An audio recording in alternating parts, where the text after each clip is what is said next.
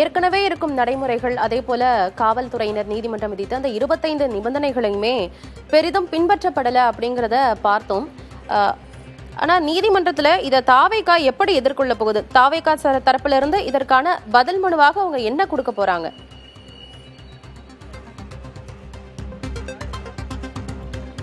தாவேகா தரப்பில் அவர்கள் அதாவது அந்த கரூரில் நடைபெற்ற அந்த துயர சம்பவத்திற்கு பதிலளிக்கும் விதமாக அவர்கள் குறிப்பிட்டிருக்கக்கூடிய விஷயங்கள் ஏற்கனவே நம்ம பார்த்திருந்தோம். அதாவது இந்த சம்பவத்திற்கு காவல்துறையினர் தான் காரணம். காவல்துறையினர் எங்களுக்கு முறையாக ஒத்துழைப்பு கொடுக்கவில்லை, நாங்கள் கேட்ட இடத்தை எங்களுக்கு கொடுக்கவில்லை என்கின்ற விஷயத்தை அவர்களை தரப்பு வாதமாக முன்வைத்திருக்கிறார்கள்.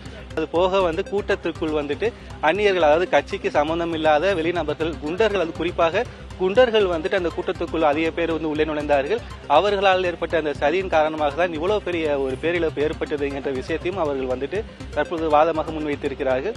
இரண்டாவதாக குறிப்பிட்டு அவர் சொல்ல வேண்டிய விஷயம் என்றால், விஜய் அவர்கள் பேசிக் கொண்டிருக்கும் போதே காவல்துறையினர் தடியடி நடத்தினார்கள். அதனால் ஏற்பட்ட ஒரு பதற்றமும் அந்த கூட்ட நெரிசலுக்கு உண்டான ஒரு காரணமாக இருக்கிறது என்ற விஷயத்தையும் அவர்கள் குறிப்பிட்டிருக்கிறார்கள். அதே நேரத்தில் மின்சாரம் துண்டிக்கப்பட்டது, அதனால் மக்கள் எங்கே செல்வதுன்னு தெரியாமல் ஒரு திசையை நோக்கி அவர்கள் ஒரே இடத்துக்கு தள்ளப்பட்டார்கள் என்ற விஷயத்தில் தாவேகா தரப்பில் மனுவாக தாக்கல் செய்திருக்கிறார்கள். இந்த மாதிரியான விஷயங்களை பட்டியலிட்டு தான் எங்களுக்கு முன்ஜாமீன் வழங்க வேண்டும் என்கின்ற விஷயத்தில் அவர்கள் தற்போது கூறியிருக்கிறார்கள். இதற்கு அரசு தரப்பில் கடுமையாக தற்போது எதிர்ப்பு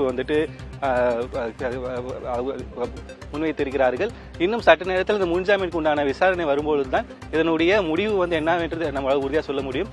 அவருக்கு ஜாமீன் வழங்காத பட்சத்தில் அவர்கள் உடனடியாக கைது செய்வதற்கான அதிக வாய்ப்பு இருப்பதாக தான் தற்போது இங்கே சூழல் நிலவி இருக்கிறது.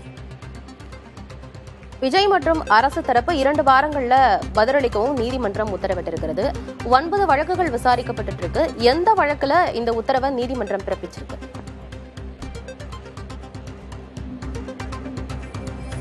அதாவது இந்த அதுக்கு குறிப்பாக அந்த பொதுக்கூட்டங்களுக்கு முறையான அரசு அந்த வழிகாட்டுதலை பின்பற்ற வேண்டும் என்கின்ற விஷயத்தில் தற்பொழுது நீதிபதி அவர்கள் சொல்லியிருக்கிறாங்க. அதுல இந்த பிரச்சார கூட்டத்துல என்ன மாதிரியான வழிகாட்டுதல் மீறப்பட்டது, என்ன மாதிரியான வழிகாட்டுதல் வழங்கப்பட்டது, இது அனைத்துக்குமே உரிய ஆதாரங்களோடு இரு தரப்பிலுமே உரிய பதிலை அளிக்க வேண்டும் என்கின்ற விஷயத்தில் விஜய் மற்றும் அரசு தரப்பில் இருந்துமே பதிலளிக்க வேண்டும் என்கிற விஷயத்தை சொல்லியிருக்காங்க. குறிப்பா SOPக்கள் வகுக்கும் வரை பொதுக்கூட்டங்களுக்கு எந்த விதமான தரப்பினருக்கும் மாநில அரசு அனுமதி வழங்காது என்று AIG நவேந்திரன் நீதிமன்றத்தில் தற்போது தெரிவித்திருக்கிறார்.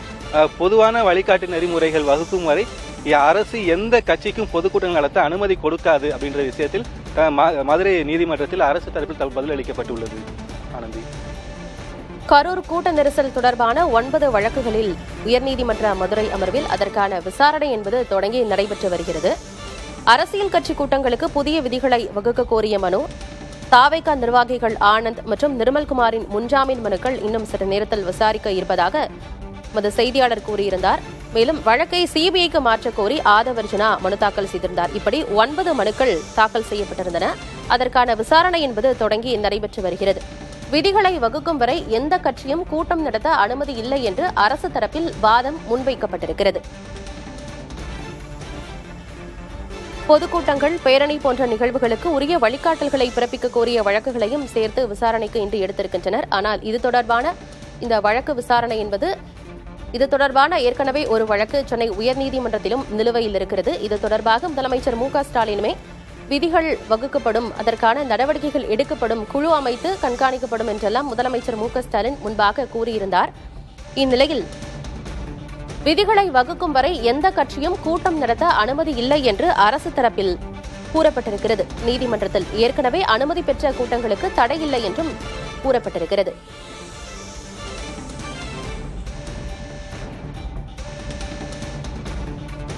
தாவேகா தலைவர் விஜயின் பரப்புரை கூட்டத்தில் கூட்ட நெரிசல், தள்ளுமுள்ளு, மூச்சு திணறல் காரணமாக 41 பேர் உயிரிழந்தனர். அந்த துயர சம்பவம் தொடர்பாக 9 வழக்குகள் தொடரப்பட்டிருக்கின்றன சென்னை உயர்நீதிமன்ற மதுரை கிளையில். அந்த வழக்கு தொடர்பான விசாரணை என்பது நடைபெற்று வருகிறது.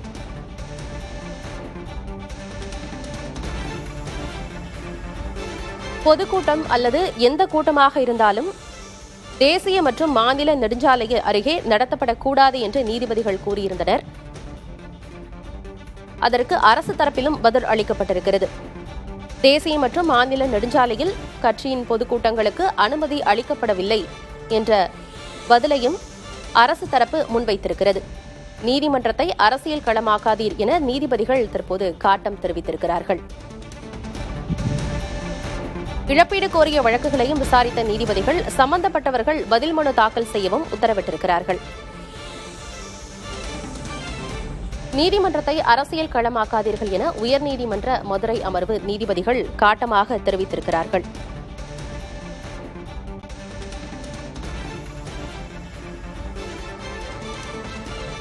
பொதுவான வழிகாட்டு நெறிமுறைகள் வகுக்கும் வரை அரசு எந்த கட்சிக்கும் பொதுக்கூட்டங்கள் நடத்த அனுமதி கொடுக்காது என உயர்நீதிமன்ற மதுரை கிளையில் அரசு தரப்பிலிருந்து சொல்லப்பட்டிருக்கிறது.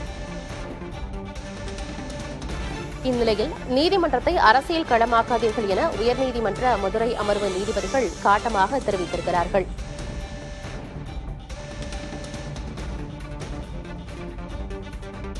கரூர் துயரம் தொடர்பான வழக்கை சிபிஐக்கு மாற்றக் கோரிய மனு மீதான விசாரணையில் நீதிபதிகள் இந்த கருத்தை முன்வைத்திருக்கிறார்கள்.